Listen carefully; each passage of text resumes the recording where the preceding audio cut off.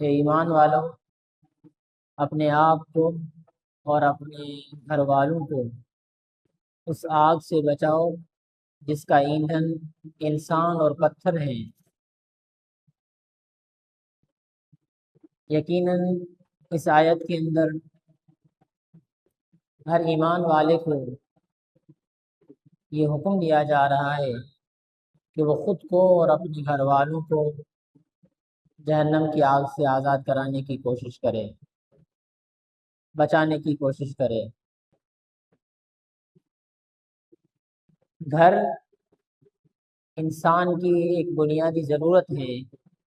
جہاں انسان پیدا ہوتا ہے اور پرورش پا کر اپنی سماجی، معاشی اور دیگر ذمہ داریاں ادا کرنے کے لائق ہوتا ہے، اور پیار اور محبت، باہمی الفت اس کی بنیاد ہے۔ اسی کے سہارے پر انسان پلتا، بڑھتا اور پروان چڑھتا ہے، اور اسی گھر کے اندر نئی نسلوں کی آبیاری کی جاتی ہے۔ تعلیم و تربیت کی ذمہ داری بھی اسی گھر کے ذریعے سے ادا کی جاتی ہے، اور یہ گھر انسان کی ایسی پناہ گاہ ہے کہ جس میں وہ دنیا کی تمام جسمانی، ذہنی اور عملی پریشانیوں اور مصیبتوں سے بچنے کے لیے وہ اپنے گھر میں آتا ہے۔ ہم اپنے آس پاس کے ماحول کا جائزہ لے لیں اور پورے سماج میں جتنے خاندان ہیں اور جتنے گھر ہیں، ہم ان کو دیکھ لیں تو ہمیں اندازہ ہوتا ہے کہ اگر گھر میں انسان کو سکون اور اطمینان نہ ہو تو پوری دنیا میں بھی وہ سکون اور اطمینان کے لیے مارا مارا پھرتا رہے تو اس کو کہیں سکون نہیں ملتا۔ لیکن جس انسان کو اپنے گھر میں سکون اور اطمینان ہو تو اسے ہر جگہ سکون اور اطمینان نصیب ہوتا ہے۔ اگر انسان کے گھر میں سکون نہ ہو تو وہ جنت کے بجائے جہنم کا داں بنے ہوتے ہیں وہ گھر، اور انسان اس گھر کے اندر جیل کی مانند اپنی زندگی گزارنے پر مجبور ہو جاتا ہے، اور اسی کے باعث ہم دیکھتے ہیں کہ وہ سارے نوجوان بچے اور بچیاں اپنے گھروں سے بھاگنے پر مجبور ہوتی ہیں، اور ان کی زندگی کا سکون ختم ہو جاتا ہے تو کسی سکون کی تلاش میں اپنے اس رشتے کا بھی خیال نہیں رکھتے یا نہیں رکھتی، ماں باپ کی جس نے ان کی پرورش کے لیے کتنی پریشانیاں اٹھائی ان کی بھی وہ قدر نہیں کرتے۔ تو معلوم ہوا کہ یہ جو انسان کا گھر ہے یہ جب تک سکون اور اطمینان کا مرکز نہیں بنتا، جب تک ہم اس کو منظم اور مضبوط اور مستحکم نہیں رکھتے، تب تک ہمیں کہیں پر بھی سکون اور اطمینان میسر نہیں ہوتا۔ اور گھروں کے اندر دینی تربیت، دینی ماحول اور گھروں کے اندر سکون اور اطمینان پیدا کرنا یہ ہمارا دینی فرض بھی ہے، انفرادی فرض بھی ہے، اور یہ معاشی اور معاشرتی ضرورت بھی ہے کہ اگر آج میں نے اپنے گھر کو اسلامی ماحول کے مطابق، دینی ماحول کے مطابق ڈھالنے کی کوشش کی تو دوسرا گھر بھی میرے دیکھا دیکھی اپنے گھر کے اندر وہ چیزیں لانے کی کوشش کرے گا۔ ہم یہ حکومت پہ الزام لگاتے ہیں، ان کی کوتاہی اپنی جگہ ہے، لیکن ہر انسان کی انفرادی ضرورت بھی ہے، انفرادی ذمہ داری بھی ہے کہ وہ اپنے گھر کے اندر وہ ماحول پیدا کرے۔ ہمارے گھر کے اندر تو وہ سیاسی حکمران نہیں آ سکتے، جتنا ہم اپنے گھر کے اندر دینی ماحول کو پیدا کر سکتے ہیں اتنا پیدا کرنے کی کوشش کریں۔ آگے پھر اللہ رب العزت خود ہی ہمارے لیے راستے آسان فرمائے گا۔ یہ جو گھر ہے یہ اللہ تعالیٰ کی عطا کردہ نعمتوں میں سے ایک بہت بڑی نعمت ہے۔ سورۃ النحل آیت نمبر 80 میں اللہ رب العزت نے فرمایا واللہ جعل لکم من بیوتکم سکنا، اور اللہ تعالیٰ ہی ہے کہ جس نے تمہارے لیے گھر کو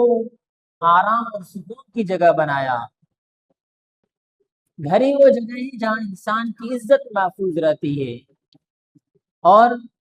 اللہ رب العزت نے سورۃ الاحزاب آیت نمبر 33 میں یہ حکم دیا وَقَرْنَ فِي بُيُوتِكُنَّ وَلَا تَبَرَّجْنَ تَبَرُّجَ الْجَاهِلِيَّةِ، مسلمان عورتوں کو یہ حکم دیا گیا کہ اپنے گھروں میں ٹکی رہو، اور جو جاہلیت کے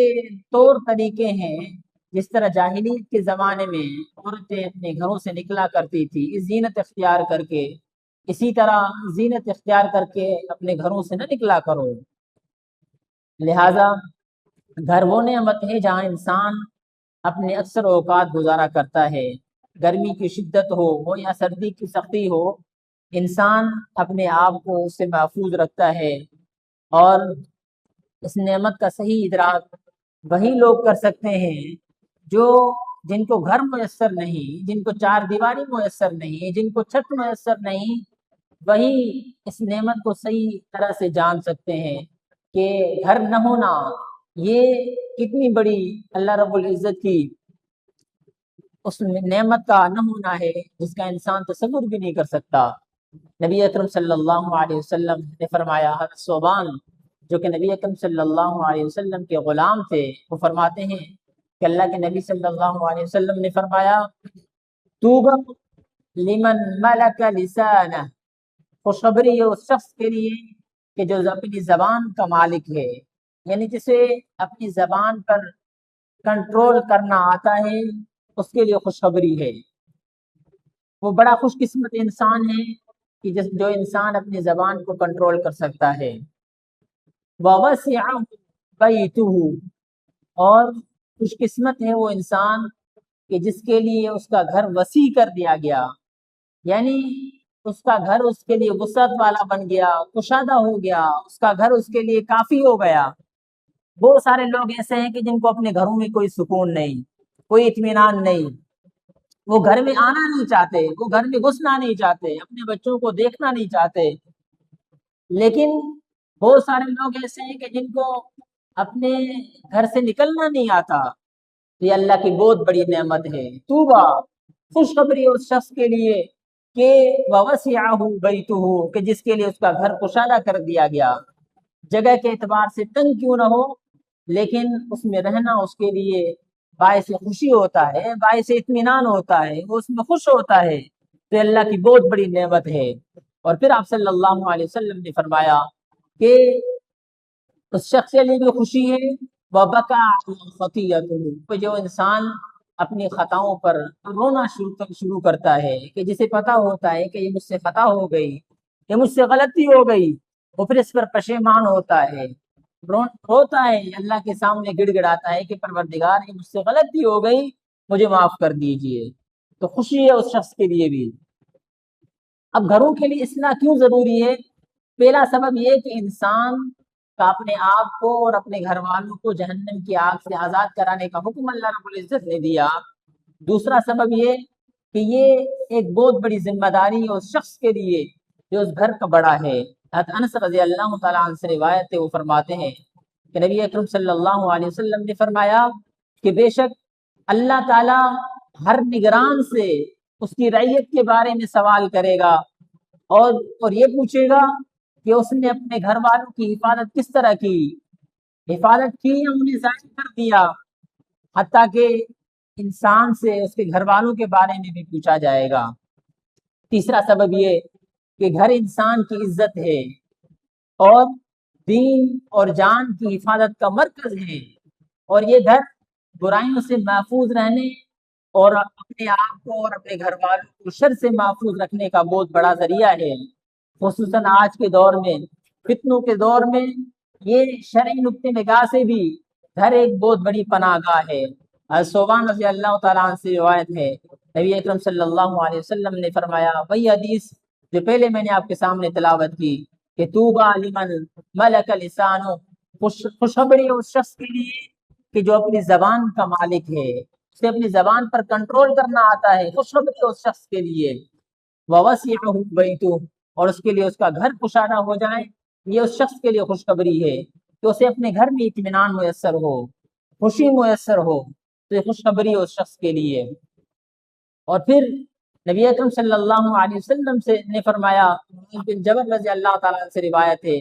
فرمایا کہ خمس من فعل واحدۃ منہن کان ضامنا علی اللہ،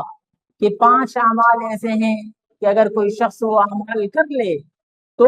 وہ اللہ کی حفاظت میں ہوتا ہے۔ پہلا، من عاد مریضا، کہ اگر کوئی کسی مریض کی عیادت کر لے تو وہ اللہ کی حفاظت میں آ جاتا ہے۔ او خرج مع جنازہ، یا کوئی شخص جنازے کے ساتھ نکلے، جنازہ نماز پڑھے تو وہ بھی اللہ کی حفاظت میں آ جاتا ہے۔ اور پھر او خرج غازیا، یا جو شخص جہاد کے لیے نکلے، مجاہد بن کر نکلے، اللہ کی راہ میں نکلے تو وہ بھی اللہ کی حفاظت میں آ جاتا ہے۔ اور پھر فرمایا او دخل علی امامہ یرید تعزیرہ و توقیرہ، یا کوئی اپنے امام کے پاس آتا ہے، علماء کے پاس آتا ہے اسی لیے کہ ان سے دین کا کوئی علم حاصل کرے یا ان کی عزت اور توقیر کرے تو وہ بھی اللہ کی حفاظت میں ہو جاتا ہے۔ اور پھر آپ صلی اللہ علیہ وسلم نے بالکل آخر میں یہ بھی فرمایا، او قعد فی بیتی، یا وہ شخص جو اپنے گھر میں صرف اور صرف اسی لیے بیٹھا رہے کہ وہ دنیا کے شر سے، دنیا کی فتنوں سے، دنیا میں جو فتنے ابھرتے ہیں اس سے محفوظ رہ سکے، فسلم الناس منہ وسلم من الناس، لوگ اس کے شر سے محفوظ رہیں اور وہ لوگوں کے شر سے محفوظ رہے، اسی نیت سے اگر وہ شخص اپنے گھر میں رہتا ہے تو نبی اکرم صلی اللہ علیہ وسلم نے فرمایا کہ وہ اللہ کی حفاظت میں آ جاتا ہے۔ تو آج کے دور میں کوئی اپنے گھر میں ٹکا رہے صرف اسی نیت سے کہ دنیا کے جو فتنے ہیں، دنیا کی جو آزمائشیں ہیں، مجبوری کے تحت تو انسان نکل سکتا ہے اور کوئی چارہ نہیں، اپنے نگاہوں کی حفاظت کرتے ہوئے نکلے اور اپنی عزت کی، اپنے دین کی حفاظت کرتے ہوئے نکلے، دعائیں پڑھتا ہوا نکلے تو اللہ کی حفاظت میں آ جاتا ہے۔ اور اسی طرح ابو موسیٰ اشعری رضی اللہ تعالیٰ عنہ سے روایت ہے، وہ فرماتے ہیں کہ نبی اکرم صلی اللہ علیہ وسلم نے فرمایا، سلامت الرجل فی الفتنة ان یلزم بیتہ، آدمی اگر چاہتا ہے کہ وہ فتنوں سے بچے، آدمی اگر چاہتا ہے کہ دنیا میں یہ جو فتنے ابھر آتے ہیں ان سے خود کو محفوظ رکھے تو وہ اپنے گھر کو لازم پکڑ لے، یعنی اپنے گھر میں بیٹھا رہے، اپنے گھر میں کوئی دینی ماحول پیدا کرے، دینی جو ایک روٹین ہے انسان کی، ایک مومن کی جو روٹین ہوتی ہے وہ اپنے گھر میں پیدا کر لے، اپنے بچوں کو بھی اٹھائے نماز کے لیے، خود بھی اٹھے، اپنے گھر والوں کو نماز پڑھنے کا حکم دے، تو یہ گھر میں قرآن پڑھنے کا ماحول بنائے، تو یہ جب انسان کرتا ہے تو انسان کو اطمینان میسر ہوتا ہے، اور جس کو اپنے گھر میں اطمینان نصیب ہو جائے سب سے کامیاب شخص ہے۔ اور چوتھا سبب یہ کہ ہم میں سے اکثر لوگوں کا وقت زیادہ تر اپنے گھروں میں گزرتا ہے، شدید گرمی ہو یا سخت سردی ہو، بارش کے اوقات ہو یا دن کا آغاز ہو یا دن کا اختتام ہو، رات کا وقت ہو، تو اکثر لوگوں کا یہ جو وقت ہوتا ہے وہ اپنے گھروں میں گزرتا ہے۔ تو ان اوقات میں ایک مرد کی یہ ذمہ داری ہے اپنی اور اپنے گھر والوں کی تربیت کرے، اپنے بچوں کی تربیت کرے، انہیں حلال کمانے کے ذریعے سے حلال کما کر ان کی تربیت کرے۔ جب حلال کے ذریعے سے بچوں کی تربیت ہوگی تو وہ بھی ایک بہتر راستے پر چل پڑیں گے، دین کے راستے پر چل پڑیں گے، اللہ کی رضا والے راستے پر چل پڑیں گے۔ لیکن جب ہم اپنے بچوں کی پرورش ہے حرام کی کمائی کے ذریعے سے کریں گے، ہم ان کی کتنی بھی تربیت کر لیں، بالآخر وہ ہمارے لیے درد سر ہی بنیں گے، ہمارے لیے اطمینان کا باعث نہیں بنیں گے۔ اور مومن وہ ہوتا ہے کہ اللہ رب العزت نے تو رسولوں کو یہ حکم دیا کہ یا ایھا الرسل کلوا من الطیبات واعملوا صالحا، پہلا حکم یہ دیا کہ حلال کھاؤ اور اس کے بعد یہ حکم ملا کہ نیک اعمال کرو۔ معلوم ہوا کہ نیک اعمال کا دار و مدار سب سے پہلے حلال کھانے پر ہے۔ جب ہمارے جسم کی جو پرورش ہے، غذا کی، ہمارے جسم کی جو پروان جو چڑھانا ہے، اگر وہ حلال کمائی سے ہوتا ہے تو ہی نیک اعمال اثر کریں گے۔ اسی لیے اپنے بچوں کی پرورش کرنا بھی ہماری ذمہ داری ہے۔ اور پانچواں سبب کہ جب ایک گھر کے اندر، ایک معاشرے کے اندر ایک گھر ہے جس کے اندر دینی ماحول بنتا ہے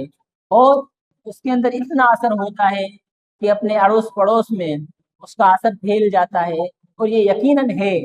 دین کے اندر، قرآن مجید کے اندر اسلامی قوانین اور اسلامی جو تعلیمات ہے اس کے اندر اتنا اثر ہے کہ اگر کوئی انسان اس کو فالو کرنا شروع کر دے تو اس کا اثر دور دور تک جاتا ہے۔ اسی طرح برائیوں کا بھی اثر ہے، جہاں برائیاں ہوتی ہیں وہاں انسان کا دل گھبرا جاتا ہے، انسان کا دم گھٹنا شروع ہو جاتا ہے، لیکن جہاں نیکیاں پھیلتی ہیں تو وہاں انسان خود مطمئن ہوتا ہے، اس کے گھر والے مطمئن ہوتے ہیں، اس کے بچے مطمئن ہوتے ہیں۔ ہمارا آج کے دور میں سب سے زیادہ یہی شکوہ ہوتا ہے کہ بہت سارے لوگ ہم سے یہی آ کے سوال کرتے ہیں کہ ہم نے اپنے بچوں کی پرورش کی، انہیں اچھا لکھایا اور پڑھایا اور ہم نے انہیں سیٹل کروایا، لیکن آج وہ ہمارے بچے ہمارے نہیں ہے۔ کیوں نہیں ہے؟ وجہ یہ کہ ہم نے ان کو تعلیم دی ہی نہیں جس تعلیم کا ہمیں حکم دیا گیا۔